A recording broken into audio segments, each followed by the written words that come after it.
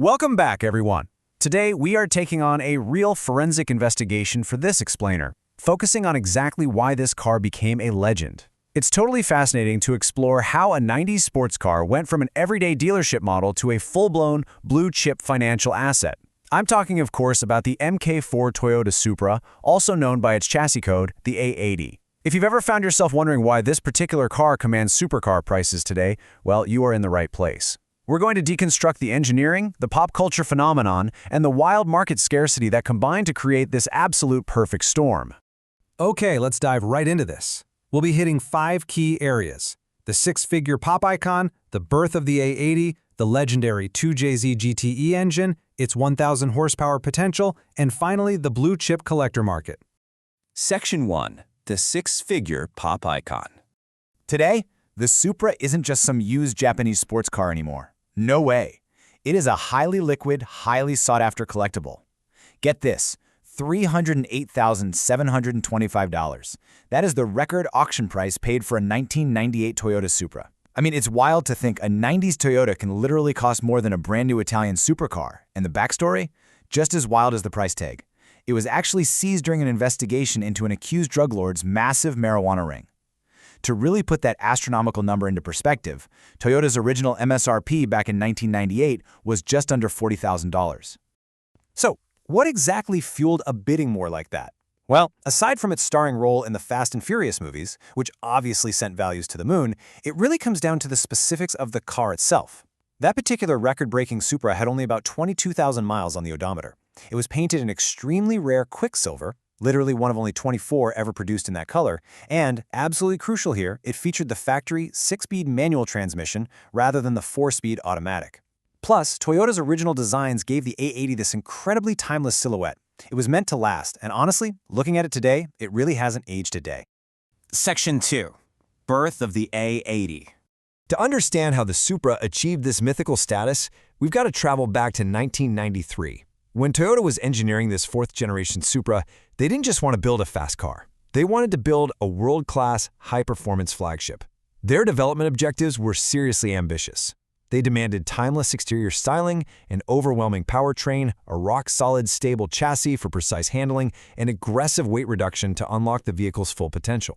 They even borrowed styling cues from the legendary Ferrari F40. Just think about the shape of the grille, those trapezoidal headlamps, and those colossal brake scoops. Toyota was taking absolutely no prisoners. And they brilliantly achieved that overwhelming power objective. If you compare the new 3.0-liter sequential twin-turbo 2JZ GTE engine to the older 7M GTE generation, the new powerhouse absolutely dwarfs the old one. For the US market, this new engine peaked at an advertised 320 horsepower and 315 foot-pounds of torque.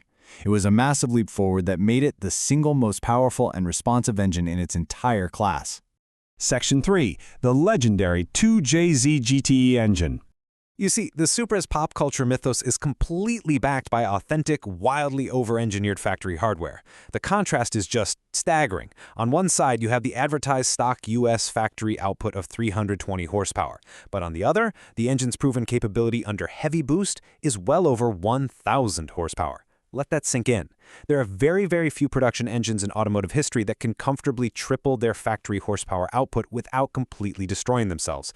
But the 2JZ? It absolutely can. So how on earth does it survive that kind of massive power jump? The secret sauce is all in the engine's closed-deck cast-iron architecture. Unlike a lot of modern aluminum blocks, this closed-deck iron setup drastically limits block flex under immense turbo pressure, which is a critical advantage if you're running 30+ psi of boost. Throw in a factory-forged steel crankshaft that's counterweighted for high RPM stability, and oil squirters designed for luxury sedan reliability, and you've got a bottom-end foundation that rivals custom billet blocks. Toyota literally over-engineered this engine to survive whatever boost you could possibly throw at it. Section 4. The 1,000 horsepower potential. That extreme structural rigidity is exactly what birthed an entire tuner culture totally obsessed with pushing this inline-six to its ultimate limits. But here's the thing, while the stock block and forged crank are virtually indestructible, you cannot just turn up the boost to 1,000 horsepower and expect it to live. The cast iron walk and crank can stay, for sure, but the rest needs a major overhaul. To safely and reliably reach 4-digit power, you're looking at forged pistons, upgraded connecting rods with ARP bolts, swapping out those sequential twins for a massive single turbo, adding dual fuel pumps, and running a standalone engine control unit. According to tuning experts, this complete build path ranges from $20,000 to $40,000. Because at this level of power, cutting corners isn't just a reliability risk, it's a genuine safety risk. Section 5. The Blue Chip Collector Market.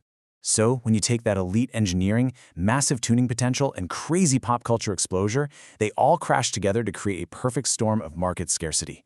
Let's map out the timeline here. The A80 launches in 1993, but by 1998, as sports coupe demand starts falling, Toyota actually discontinues selling it in the US. This artificially caps the total supply of US models. Then, boom, 2001, The Fast and the Furious hits theaters, and an entire generation falls in love with the orange Mk4. Demand skyrockets overnight, but there are no new cars to buy. Fast forward to 2018, the 25-year import rule finally allows the first 1993 Japanese domestic models to legally enter the US. That introduces a new wave of right-hand drive cars, but the demand for original US-spec left-hand drive models, it remains totally feverish. When that kind of deep nostalgia meets exceptionally low supply, the valuations become staggering. Today, an entry-level non-turbo automatic might cost around $12,000. The market median sits at about $65,000. But pristine originals, we are talking $250,000 and up.